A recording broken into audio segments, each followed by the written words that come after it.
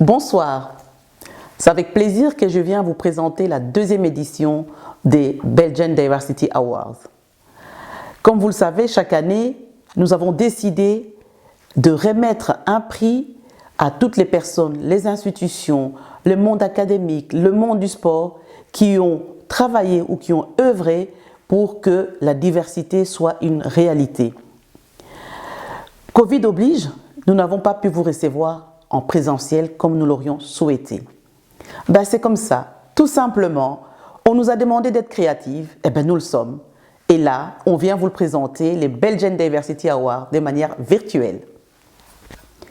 Pour rappel, je veux vous dire que les Belgian Diversity Awards récompensent toutes les institutions, toutes les personnes qui travaillent de manière exceptionnelle et aussi structurelle pour lutter contre le racisme et la discrimination. Me revoilà à nouveau avec vous pour vous présenter la personne ou la personnalité qui a été primée dans la catégorie politique. C'est tout simplement notre parrain des Belgian Diversity Awards. J'ai cité Pierre Compagnie, bourgmestre de Gantsoren.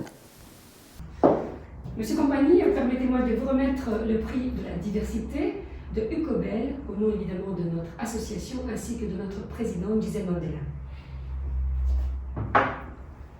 En tout cas, c'est une fierté pour moi, et dites à Gisèle, la présidente, que ça me fait chaud au cœur. Et je suis convaincu que vous êtes dans la bonne voie, mais rien n'est parfait, il faut encore continuer. Et je suis heureux que tu viennes me remettre ceci. Si vous aviez un message à adresser à la jeunesse pour la lutte contre le racisme, quel serait-il ? La jeunesse, quelle jeunesse, laquelle ? Les jeunes, on prend par exemple une classe de l'Athénée de Gansor ici au bout de la rue. Que diriez-vous ? Le message que je leur donnerai est d'abord le respect. Le respect pour soi-même, sa personne, sa personnalité, et le respect pour les autres. Et là, nous rentrons dans le contexte bien défini qui est le vivre ensemble, la cohésion sociale, que nul ne peut se permettre d'enjamber les règles de jeu de la société qui permettent à la société de vivre en paix. Alors, le message que moi je leur donnerai, c'est de rester correct, d'essayer aussi d'écouter, de ne pas réagir de façon impulsive. Et comme nous sommes dans le cadre de la diversité, c'est surtout dire à certains que les gens qui rencontrent, les Africains et les Noirs, ne commencent pas leur vie avec la colonisation et l'esclavage. Ils doivent savoir, tous ces jeunes gens doivent se mettre dans leur tête qu'ils viennent de très loin, leur histoire. Leur histoire vient des pyramides. Leur histoire vient des pharaons. Mais l'histoire peut s'éteindre. Quand ceux qui arrivent sont des belligérants armés, on évacue les lieux et on descend peupler le restant de l'Afrique. Mais là, tu n'as pas besoin de construire des grandes maisons, des murs ou d'inventer. Tu vas vivre dans ta forêt tranquille et puis tu as tout. À manger, à boire. Conclusion, un jour, ceux qui sont déjà avancés dans les productions matérielles vous rattrapent. Alors arrive la colonie, l'esclavage. Mais l'Africain ne doit pas penser chaque fois que sa vie commence là. Les Noirs qui sont en Amérique ou ailleurs, malheureusement, on leur a donné une fausse... L'histoire est faussée, totalement faussée.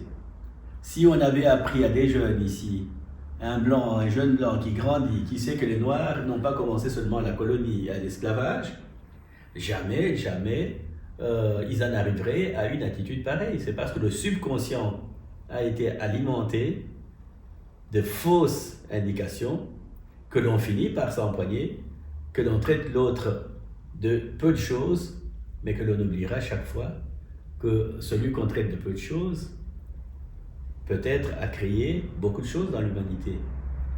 Je n'en donnerai que 2 exemples. J'ai fait des études d'ingénieur. quand vous parlez de l'ampoule, tout le monde te dit directement Thomas, je crois que vous le connaissez aussi. Edison. Ben, vous le connaissez, vous voyez, ça vous sort direct. Mais est-ce que vous savez que Thomas Edison, après avoir inventé l'ampoule, son ampoule brûlait et s'arrêtait 1 heure, 2 heures après. Et que c'était un noir qui a fait le filament à carbone et qui a amené Edison dans les tribunaux américains. Il était fils de père et de mère esclaves qui venaient de s'affranchir, c'est-à-dire acheter leur liberté.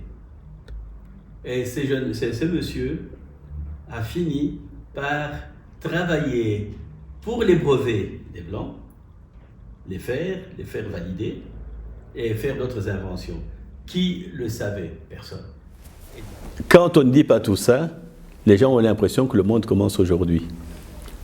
Et quand on ne dit pas, par exemple, pour ce qui est des Belges, parce que pour moi les Belges et les Congolais, ils peuvent monter et descendre comme ils veulent, les Belges seront attachés aux Congolais, les Congolais seront attachés aux Belges. Ça, c'est ce qu'on ne leur dit pas, parce que quelques imbéciles qui parfois insultent et tout, mais ils ne savent même pas que le Congo restera toujours l'endroit où le Belge se retrouvera. Et que les Congolais auront toujours la Belgique comme point central à travers le monde. Ils sont aux États-Unis, nombreux, ils sont partout dans le monde, les Congolais. Mais ils passent toujours ici. Ils passent toujours par les petits points là qu'on appelle Matongé, mais il n'y a pas que ça. Ils passent dans toutes les cités et ils ramènent leur argent. Et puis ils continuent. Donc, il y a beaucoup de choses comme ça auxquelles on doit faire attention. Et si j'avais encore à vous surprendre, c'est pour vous dire que jusqu'aujourd'hui, vous pouvez chercher sur Internet et ailleurs. La seule plaquette, le seul lieu, ou du moins le seul objet qui contient ce qu'on peut appeler le début de mathématiques, je ne sais pas si vous le savez, ça a été trouvé au Congo. 22 000 ans, un objet de 22 000 ans. Alors, est-ce qu'on nous a appris ça dans les écoles ici?